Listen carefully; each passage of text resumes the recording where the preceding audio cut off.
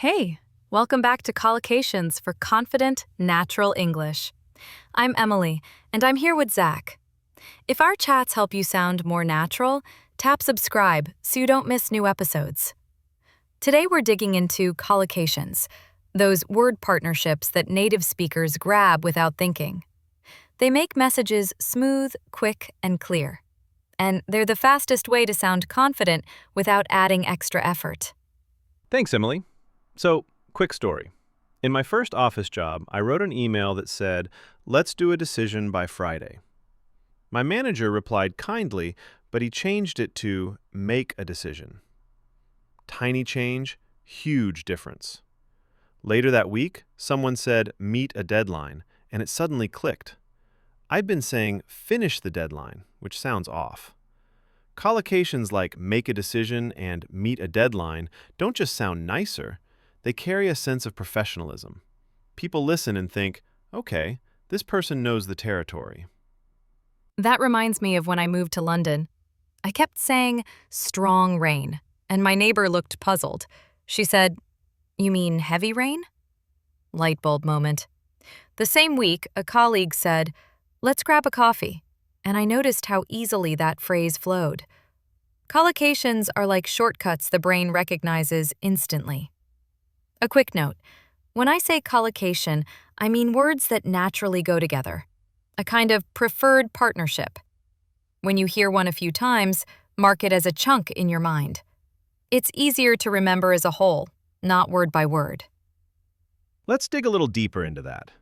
Two useful ideas, nuance and register. Nuance is the small difference in meaning or feeling.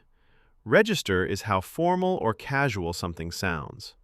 For example, reach a decision feels more formal than make a decision, and make the call is more casual than make a decision.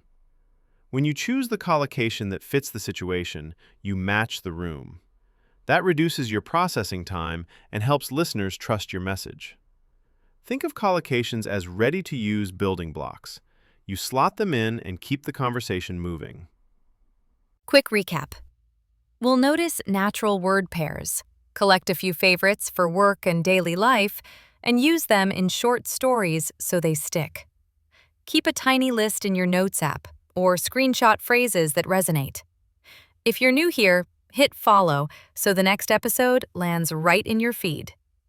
Speaking of next steps, Zach, how about we start with the phrases you'll hear in meetings and emails?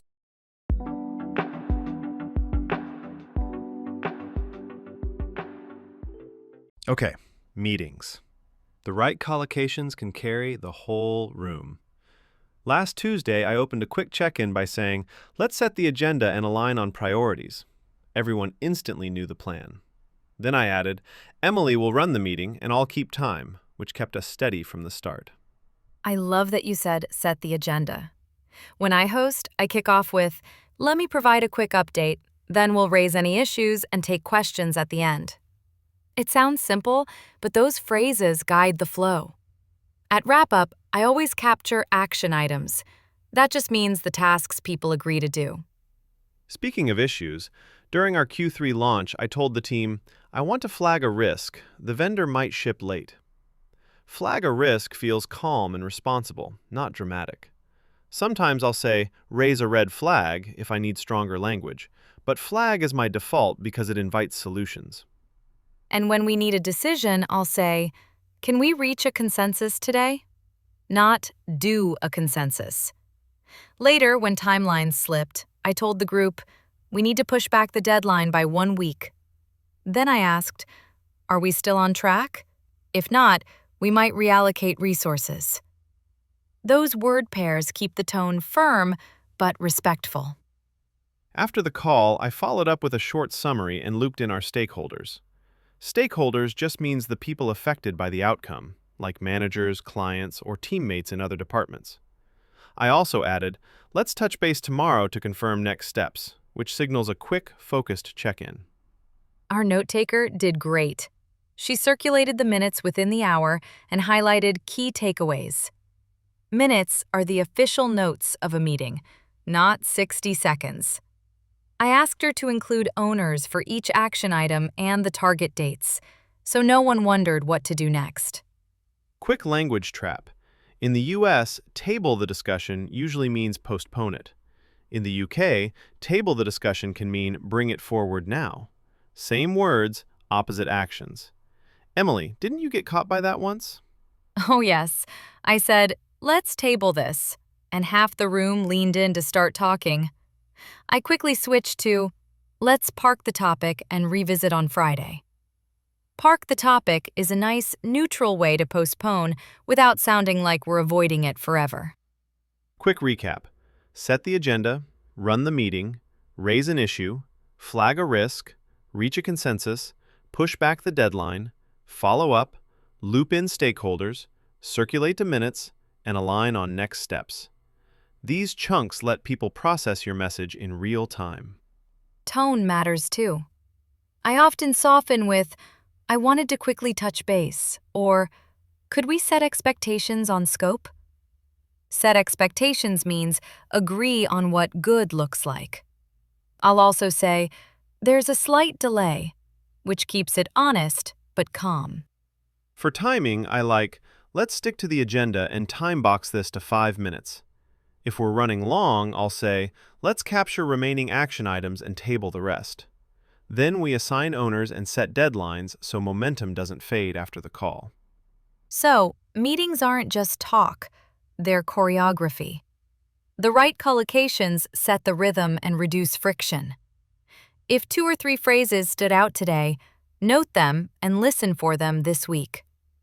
Next up, we'll shift from boardrooms to small talk you'll hear every day.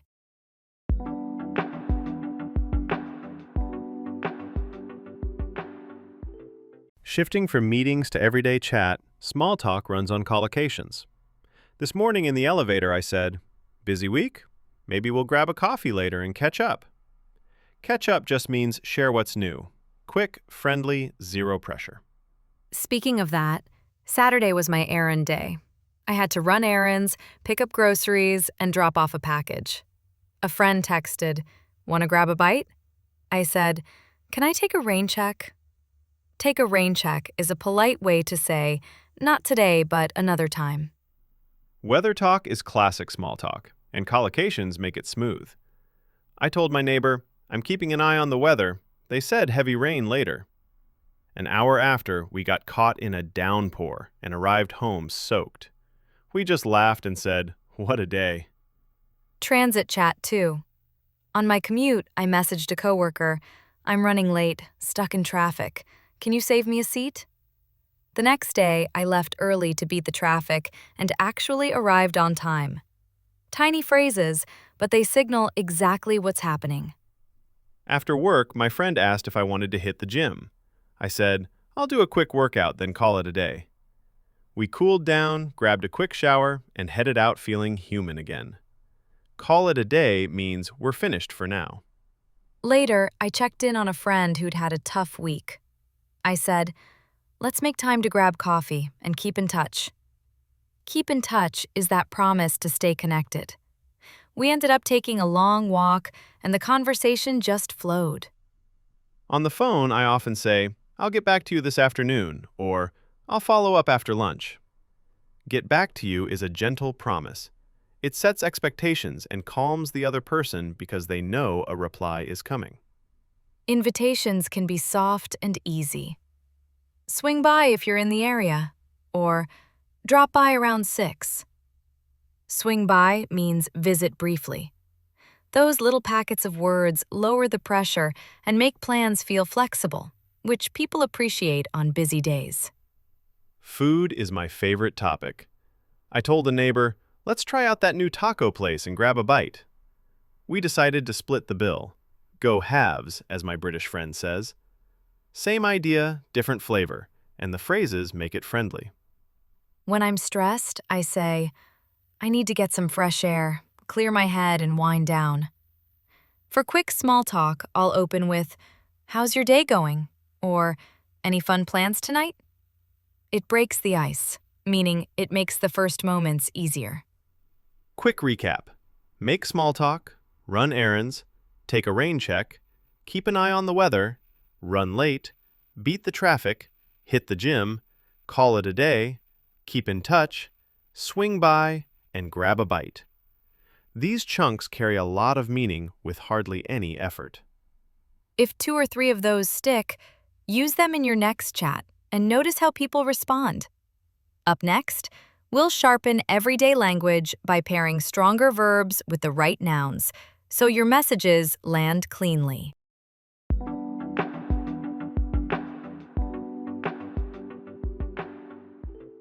Let's sharpen weak words. Yesterday, I almost wrote, "We'll do a plan." I caught myself and said, "Let's draft a proposal, outline the scope, and set a timeline." The reply came in 5 minutes. Precise verb-noun pairs move work forward and make you sound decisive. I had a flyer for our neighborhood market. Instead of make people interested, I wrote, let's spark interest with a quick demo and gather feedback at the booth. Spark interest means trigger curiosity. Gather feedback means collect people's opinions without a long survey. In a budget review, I stopped saying, "Get money for the project." I said, "We need to secure funding and curb spending this quarter." Curb means reduce or control. We also agreed to allocate budget and justify costs before kickoff. A support ticket came in hot. I replied, we'll address the issue, resolve the ticket today, and ease concerns by outlining next steps. Ease concerns simply means lower the stress. That tone kept the conversation calm. During a user interview, I told our designer, "I want to pose a question about onboarding, dig into pain points, then draw a conclusion from patterns." Pose a question sounds intentional. Draw a conclusion signals careful thinking, not guessing. Outside work, this helps too. I wanted to get healthier, so I broke a late-night snack habit, built a simple routine, and tracked progress until I reached a milestone. Reach a milestone is a nice way to mark progress you can see. In operations, we rolled out a checklist to mitigate risk and ensure compliance. Mitigate means reduce the impact. We also set a precedent: no deployments without a peer review. That language made the rule clear, not harsh. I keep a short list on my phone. Draft a proposal, secure funding, weigh options, make a commitment, deliver results, foster trust, build momentum. When pressure rises, those phrases pop up automatically and shape how I respond. Quick recap: draft a proposal, gather feedback, secure funding, curb spending, allocate budget, address an issue, ease concerns, pose a question, draw a conclusion, reach a milestone, mitigate risk, set a precedent. Notice how each pair lands cleanly. Try swapping one weak phrase this week and see what changes. Speaking of changes, next, we'll run mini-scenes so these collocations stick and you can spot patterns in the wild.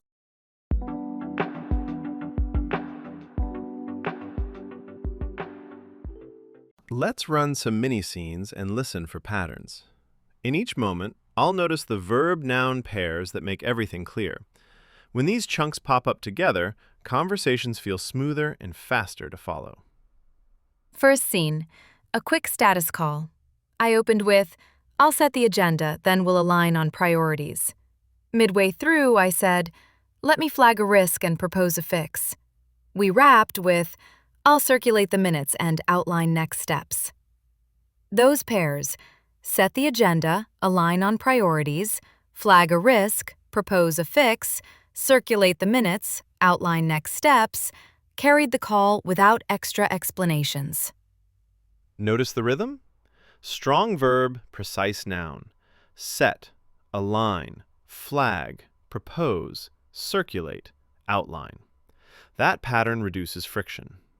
Quick note, circulate the minutes just means share the notes with everyone. It sounds organized and dependable. Second scene, a cafe doorway at 8 a.m. I told my neighbor, let's grab a coffee and catch up. I have to run errands later, but I can swing by now. When she checked her watch, she said, I'll take a rain check and beat the traffic. Every phrase signaled time and mood without long sentences. Travel scene. At the airport, I said to the agent, I need to check in and drop off my bag. 10 minutes later, I'll head to the gate and board early. When the screen changed, the staff announced, we'll issue an update and open a new line. Check in, drop off, head to, board early, issue an update. Clean and predictable. Tiny meaning moment. Board early means get on the plane before most people. It's simple, but it sets the picture instantly. Home scene. My neighbor asked, could you lend a hand moving a couch?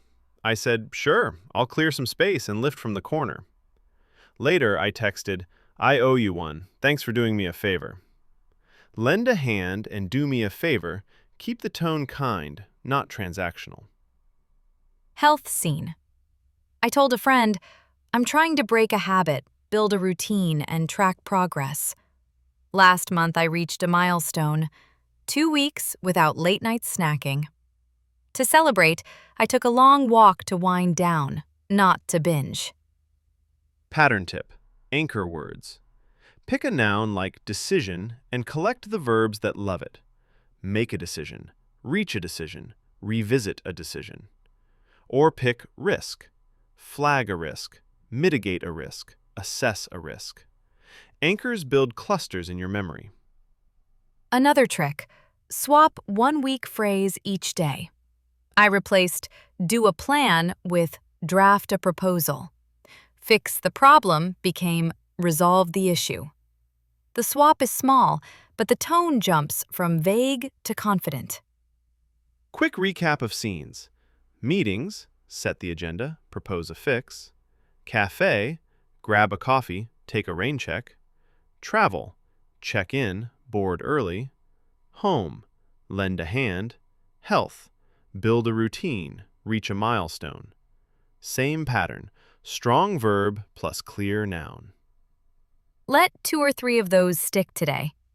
Keep an ear out this week and jot down any pairs you overhear. Speaking of wrapping up, next we'll share final advice so these collocations become part of your everyday voice.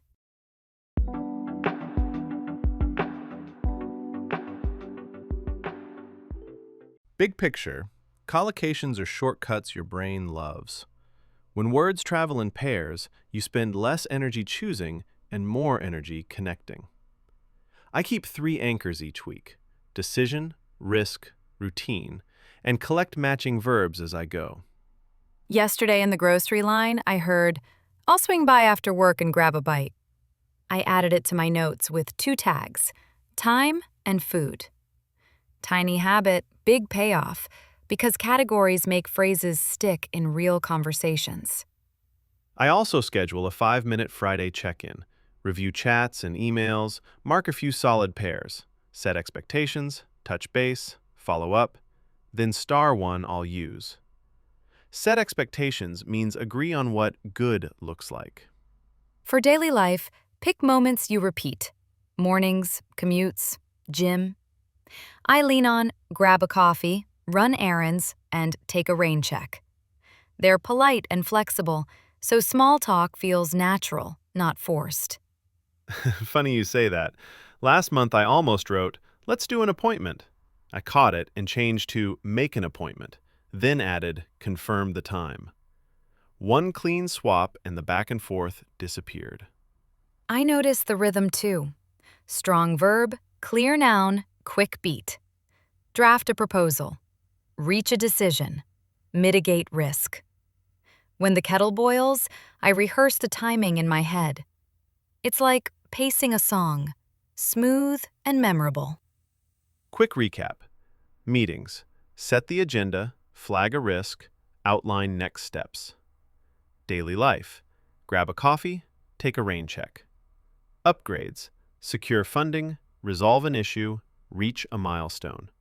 Hear them, note them, reuse them when the moment appears. Before we sign off, thanks for being here. If this helped, follow the show and share it with a friend. Next time, We'll explore email openings that sound clear and kind from the first line. Try one swap this week. Choose a pair, use it once, then move on. Small wins stack up quickly and shape your voice over time.